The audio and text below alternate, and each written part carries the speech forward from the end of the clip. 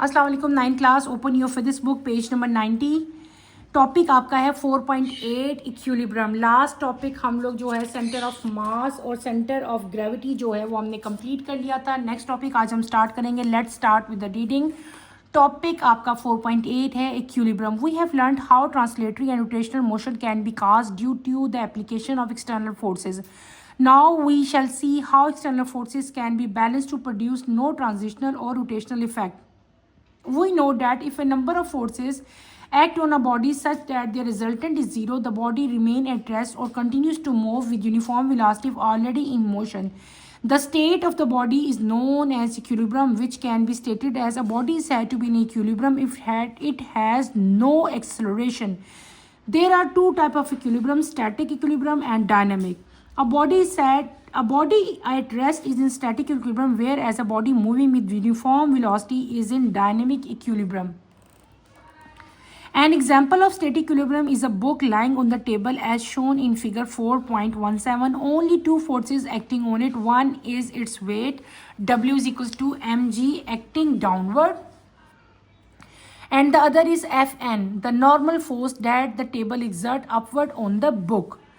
Since the book is at rest, it has zero acceleration. Therefore, the sum of all the forces acting on the book should be zero, so that the book is said to be equilibrium. Hence, Fn minus W is equal to 0. So, Fn is equals to W. This means that forces can act on a body without accelerating it, providing these forces balance each other. An electric bulb hanging from the ceiling of the room, a man holding a box, a beam held horizontal against a wall with the help of a rope and hanging weight, all are example of static equilibrium. A good example of dynamic equilibrium is a paratrooper. In a few seconds after the free fall, the parachute open and a little later the paratrooper start descending with a uniform velocity. In this state, the force of gravity acting vertically downward on the paratrooper is balanced by the resistance of force on the parachute acting upward. मैंने जो topic बेटे अभी जिसकी reading की है, that is equilibrium. What is equilibrium? Equilibrium क्या होता है? आपको एक बात पता है कि कोई भी बॉडी जो है उस पर नंबर ऑफ फोर्सेस जो हैं वो एक्ट कर रही होती हैं, ठीक है। अगर किसी बॉडी पे नंबर ऑफ फोर्सेस एक्ट करें तो उसका इनका रिजल्टेंट हमेशा जो है वो ज़ीरो होता है। तो या तो वो बॉडी जो है वो रेस्ट पोजीशन पे रहती है, या वो बॉडी जो है वो क्या करती है, वो यूनिफॉर्म वेलोसिटी से मूव करती रहती है, ठीक है। तो इस स्टेट को जब आपकी बॉडी या तो रेस्ट पे हो या यूनिफॉर्म वेलोसिटी के साथ मूव कर रही हो, इस स्टेट को हम लोग क्या कहते हैं? इक्विलिब्रियम स्टेट कहते हैं। तो उसकी आपकी स्टेटमेंट क्या होगी? कोई भी बॉडी जो है, a body is said to be in equilibrium if it has no acceleration. अगर कोई भी एक्सेलरेशन प्रोड्यूस नहीं होती तो उस बॉडी को हम लोग क्या कहते हैं? ये किस स्टेट में है? ये इक्विलिब्रियम स्टेट में है। इक्विलिब्रियम को बेटे हम दो मेन टाइप्स में डिवाइड करते हैं। एक आपका आता है स्टैटिक इक्विलिब्रियम और एक आपका आता है डायनेमिक। स्टैटिक इक्विलिब्रियम क्या है और डायनेमिक क्या है? Late understand. स्टैटिक इक्विलिब्रियम क्या है कि अगर कोई बॉडी बेटे रेस्ट पोजीशन पे हो, मूव ना कर रही हो, तो उसको हम लोग क्या कहेंगे? वो स्टैटिक इक्विलिब्रियम में है। और अगर कोई बॉडी जो है वो यूनिफॉर्म वेलोसिटी के साथ मूव कर रही हो तो उसको हम लोग क्या कहेंगे? डायनामिक इक्विलिब्रियम कहेंगे। ये तो थी डेफिनेशंस। अब मैं आपको इनकी एग्जांपल्स बताती हूँ। पहले मैंने क्या बताया था आपको? Static equilibrium. स्टैटिक इक्विलिब्रियम क्या था कि अगर आपकी कोई बॉडी रेस्ट पे हो, तो इसकी कॉमन एग्जांपल क्या है कि अगर कोई भी बुक है, सपोज ये बुक की है जिससे मैं रीडिंग कर रही हूँ, रेस्ट पोजीशन पे इस टाइम, ठीक है। ये उस टाइम तक रेस्ट पे रहेगी जब तक कि मैं इसको फोर्स लगा के मूव नहीं करूँगी। तो ये रेस्ट पे है ना इस टाइम, तो मैं क्या कहूँगी? ये कौन सी इक्विलिब्रियम को कवर कर रही है? ये कौन सी इक्विलिब्रियम है? This is static equilibrium. बेटे अगर इस बुक को मैं ऐसे रख देती हूँ, यानी कि स्टैंडिंग पोजीशन में, ठीक है, टेबल के ऊपर, तो इस बुक के ऊपर दो तरह की फोर्सेस जो हैं वो अप्लाई करेंगी। एक होगी इसकी अपवर्ड फोर्स और एक होगी इसकी डाउनवर्ड फोर्स, जैसे कि आपको इस डायग्राम में बताया गया, ठीक है ना। ये एक बुक है, ये रेस्ट पोजीशन पे है, स्टैटिक इक्विलिब्रियम में है। इसके ऊपर दो फोर्सेस अप्लाई करी हैं, एक अपवर्ड है वो है Fn है, और एक कौन सी है? W is equal to mg, आपको पता होता है, ठीक है। तो Fn जो इसके ऊपर जब हम इन दोनों फोर्सेस का सम करेंगे तो हमारे पास टोटल सम फोर्सेस का क्या आएगा? W आएगा। कैसे आएगा? देखो इसके अंदर एक्सेलरेशन तो कोई प्रोड्यूस हो ही नहीं रही, एक्सेलरेशन इसकी क्या है, ज़ीरो। तो फिर जब वो ज़ीरो होगी तो इसका मतलब है सम ऑफ फोर्सेस क्या हो जाएंगी, वो भी ज़ीरो हो जाएंगी। ठीक है, आपकी यहाँ पे इक्वेशन दी हुई है F N minus W is equal to zero. W यहाँ पे माइनस है, वहाँ पे जाके क्या हो जाएगा, प्लस हो जाएगा। इसका मतलब ये हुआ कि फोर्स कैन, जो फोर्स है वो किसी बॉडी पे एक्ट हो रही है विदाउट एक्सेलरेटिंग इट, यानी कि यहाँ पे कोई भी एक्सेलरेशन प्रोड्यूस नहीं हो रही। क्यों? क्योंकि ये रेस्ट पोजीशन पे है और ये दोनों फोर्सेस एक दूसरे को क्या कर लेती हैं, बैलेंस कर लेती हैं, जिसकी वजह से ये बॉडी जो है, ये बुक जो है, ये रेस्ट पोजीशन पे रहती है। और ये किसकी एग्जांपल हुई, ये हुई स्टैटिक इक्विलिब्रियम की एग्जांपल। इस बुक के अलावा स्टैटिक इक्विलिब्रियम की और बहुत सारी एग्जांपल हैं, जैसे कि बेटे इलेक्ट्रिक बल्ब जो सीलिंग से एक वायर के ज़रिए हैंग हो रहा होता है, या कोई भी जो रोप के साथ कोई वेट अगर आप हैंग कर दो तो वो भी जो है स्टैटिक इक्विलिब्रियम की एग्जांपल है। सेकंड टाइप हमने पढ़ी थी डायनामिक। डायनामिक इक्विलिब्रियम वो था बेटे जिसमें आपकी बॉडी जो है वो यूनिफॉर्म वेलोसिटी के साथ मूव कर रही होती है। ठीक है, तो उसकी एग्जांपल आप लोगों ने क्या, इसकी सबसे अच्छी और बेस्ट एग्जांपल जो कौन सी है, वो है पैराशूट या पैराट्रूपर, जो पैराशूट के साथ नीचे आता है। बेटे क्या होता है कि पैराशूट जब आप एरोप्लेन से या कहीं से भी जंप करते हो तो सबसे पहले क्या होता है, आप जब जंप करते हैं उसके बाद आपका पैराशूट ऊपर होता है, थोड़ा सा जब आप नीचे जाना शुरू करते हैं उस पहले तो आप डिफरेंट जगहों पे ऐसे लड़खड़ाते हैं, उसके बाद क्या होता है आपका पैराशूट खुल जाता है और आप नीचे की तरफ जो है वो मूव करना शुरू होते हो, डिसेंडिंग। डिसेंडिंग में नीचे की तरफ जाना।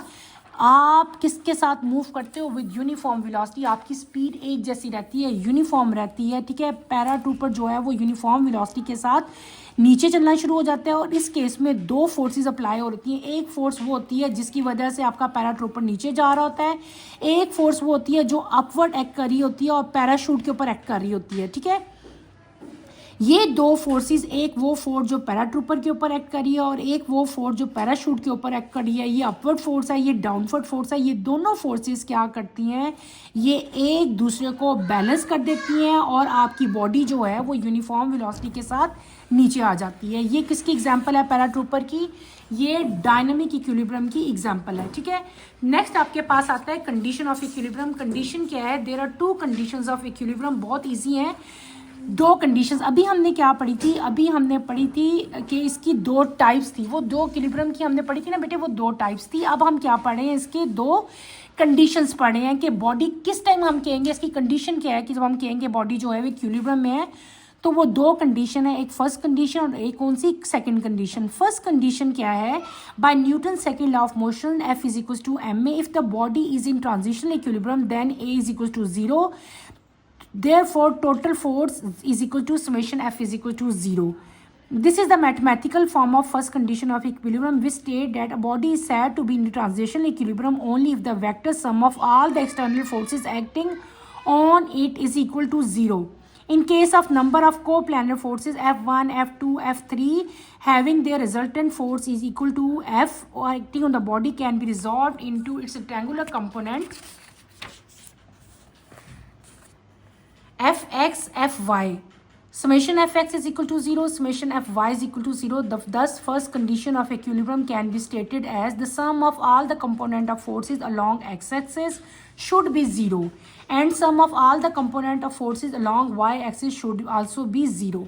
हमने क्या पढ़ी, हमने पढ़ी इक्विलिब्रियम की फर्स्ट कंडीशन। इक्विलिब्रियम की फर्स्ट कंडीशन क्या है कि बेटे किसी भी बॉडी पे अगर डिफरेंट फोर्सेस जो हैं वो अप्लाई हो रही हो और जब आप उन फोर्सेस को सम अप करो, उन सब फोर्सेस को ऐड करो, तो आपकी फोर्सेस जो हैं, जो टोटल सम आए वो क्या आए, ज़ीरो आना चाहिए। यानी कि समेशन एफ जो है वो क्या होना चाहिए, आपका ज़ीरो होना चाहिए। अगर आपका जो एक्सटर्नल फोर्सेस उसके ऊपर एक्ट कर रही हों वो ज़ीरो कर रही होंगी तो हम क्या कहेंगे, ये बॉडी जो है ये फर्स्ट कंडीशन ऑफ इक्विलिब्रियम को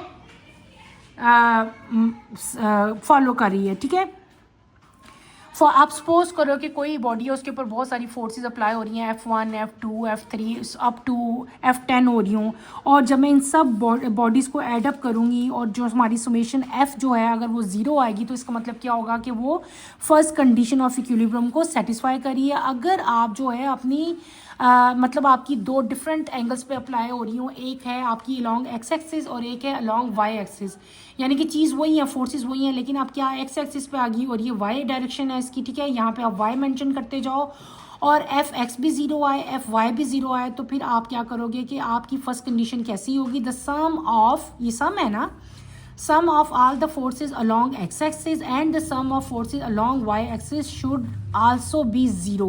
ये ज़ीरो होनी चाहिए दोनों, ठीक है। जब ये दोनों ज़ीरो होंगी तो आप क्या होगा, आपकी बॉडी जो है वो फर्स्ट कंडीशन ऑफ इक्विलिब्रियम को सेटिस्फाई कर रही होगी, ठीक है। क्लियर हो गया। अब आती है आपकी second condition of equilibrium. The second condition of equilibrium implies to the rotational equilibrium, which means that a body should not rotate under the action of the forces. Consider the example of rigid body. Two forces F1 and F2 of equal magnitude are acting on it. In case A, both the forces act along the same line of action. In case B, the line of action of two forces are different. Since magnitude of F1 and F2 are equal, so the resultant force is zero in both the case. Thus, first condition of equilibrium is satisfied, but you can observe that in case this B, the forces are forming a couple which can apply torque to rotate the body about point O. Therefore, body to be completely in equilibrium, second condition is also required. This is no net torque should be acting. This is the second condition of equilibrium, which can state as the vector sum of all the torque acting on a body about any point must be zero. यानी कि summation torque is equal to zero.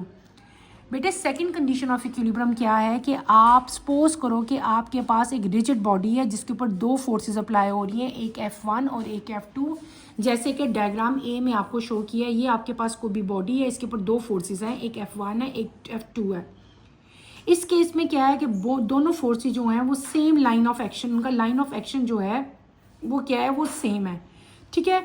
लेकिन अगर आप B में देखते हो तो दो डिफरेंट फोर्सेस हैं, F1 और F2, ठीक है। इन दोनों का मैग्नीट्यूड जो है वो सेम है, इनका रिजल्टेंट जो है वो ज़ीरो है, ठीक है।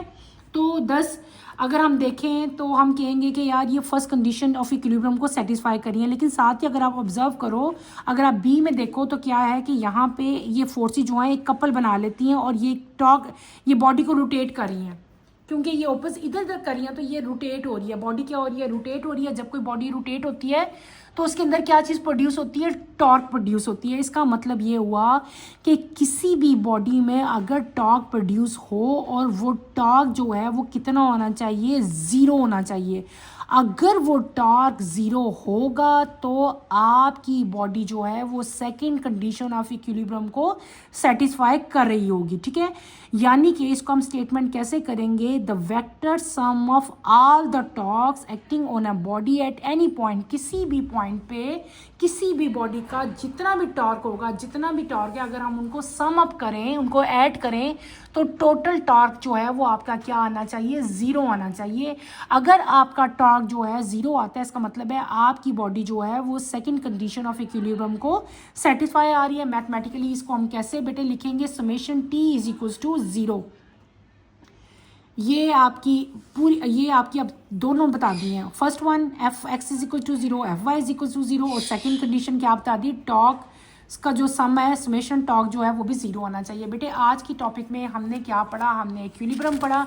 What is equilibrium? इक्विलिब्रियम क्या है कि कोई भी बॉडी अगर उसके अंदर जो है वो ज़ीरो एक्सेलरेशन या नो एक्सेलरेशन होती है तो हम लोग क्या कहते हैं, ये बॉडी जो है ये इक्विलिब्रियम है। इक्विलिब्रियम की मैंने आपको दो टाइप्स बताई, एक बताई स्टैटिक और एक बताई डायनामिक। स्टैटिक जो है वो बॉडी जो रेस्ट पोजीशन पे होती है उसकी इक्विलिब्रियम को हम स्टैटिक कहते थे, और इसकी कॉमन एग्जांपल हमने क्या पढ़ी थी, book lying on the table.